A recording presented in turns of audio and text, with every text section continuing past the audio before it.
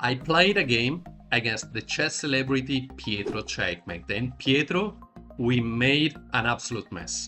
Game was insane, especially the end game.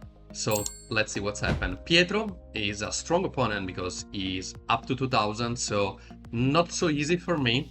And I was playing with black. And also, I know that he loves to play the London system. Everyone knows that I love to play the French defense, so he played d4, and I was forced to play a super boring move like knight f6. He played bishop f4, and in this position, I decided to play a move that I studied when I played a game against a candidate master during the Italian team championship. This is a secondary line, it's not so strange, it's c5, because I want to force him to trade the central pawns immediately. He played the only good move in this position because he played d5, and here I played just d6, defending the position. My actual problem is I can't develop this knight on c6, where you normally develop your knight. So that's the biggest problem for black. He continued with c4, and here the main move is e5 because black wants to take the control of the center, and everyone knows that he was forced to take en passant because everyone is forced to take en passant. If he takes en passant, everything can be fine for me because I can take with my bishop, I can control the center easily, I'm attacking also this pawn, so everything can be fine for me, and also I can develop the knight on c6. But if for example, don't play take en passant, he could play, for example, bishop on g5, pinning my knight.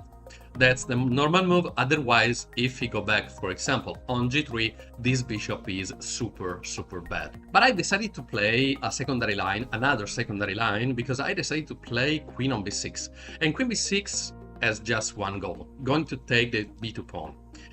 And for that reason, white has to defend the b2 pawn. He has not to push the pawn, but normal move here is queen c2 because white can control this b2 pawn and develop also the queen, so everything can be fine for him, also because he can push on e4 next move. So he didn't play queen c2, but he played knight c3. So I immediately spent like 3 seconds for taking this dangerous pawn, and he played a move that allowed me to spend like 3% of my time just to calculate well all the lines, because he played knight before. And now, as you can see, Stockfish says that is not the best move ever, but well, I had to calculate a lot because he had a goal going on c7, and only way for defending c7 was knight a6, and that was the move that I played, but I spent like 50 seconds, like 3%, as I told you, of my time control. And also because after that one, he played rook b1, attacking my queen. I took the a2 pawn, and he played the rook on a1 again. So I was lucky because I could take the c4 pawn for free immediately, and at the same time as I'm attacking the knight, I'm attacking the bishop, and everything was fine for me. But he played a move that saved his position, because with just one move he was defending everything, because he played e3, so the pawn is defending the bishop is attacking the queen, and the bishop is also defending the knight. So I was forced to move again my queen. I spent 3 moves moving my queen. So I said, okay, let's go on b4, trade the queens, and everything can be fine for me. I don't want to move my queen again. So I played rook b8 because my plan was pushing these pawns, because as you can see, all my pawns was passed, so I could maybe promote the pawns just pushing them. And for that reason, after knight f3, I decided first of all to take the d5 pawn that was hanging one move before. Instead of playing rook b8, I could just simply play knight takes d5, but I decided to play rook b8. So I played knight d5 one move after, and after that I played bishop on c4. I decided to simplify the position because I was in advantage. So knight takes f4, e takes f4, and I just simply play e6. He played f5 because he wanted to open the position, but I just simply played d5, attacking the bishop. He go back with the bishop on a2, because if he go back, for example, on b3, I could just push my pawn easily and everything was fine for me. So playing the bishop on a2 is fine for him, but I pushed the pawn on c4 anyway.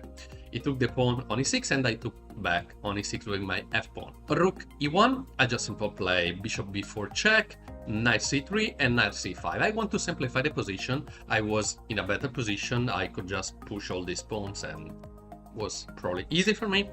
And for that reason, he moved the king because knight was pinned. I simplify the position, bishop takes c3, king takes c3 and b5. Knight d4, b4 check, he go back with the king on d2, and I just simple play king e7. Knight f5 check, I couldn't take because rook is attacking my queen, so I couldn't take, and I just simple play king d7. King d7 is, first of all, a little bit strange because he's covering the diagonal for the bishop. So he go back with the knight on d4, I played c3 check, and he moved the king on c2. So bishop a6, knight back on b3, and I just simplify. Bishop take b3, bishop take b3, and here I missed a move because I played just simple bishop c4. My idea was simplify the position, so I said, okay, I want to trade pieces, but I missed that he could take the a7 pawn, winning a tempo, check me, and I was forced to move my king. So I move my king on d6, it trade, I take of course back on c4, and he checked me again on e6. So king c5, rook e5 check, I go on d4, and he took the pawn.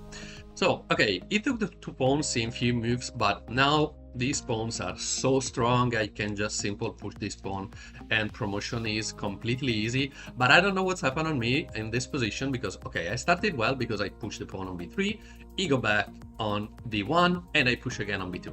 But here, I don't know what's happened. I don't know what's happened, to be honest, because plan it was simple. He checked me and plan was going on c5 and go in this direction, and I could just simply promote easily. But as I told you, I don't know what's happened, and I go back on d5. He checked me, of course, and I continue playing the king on d4. He checked me again, and I could play king c5 again, going on that way.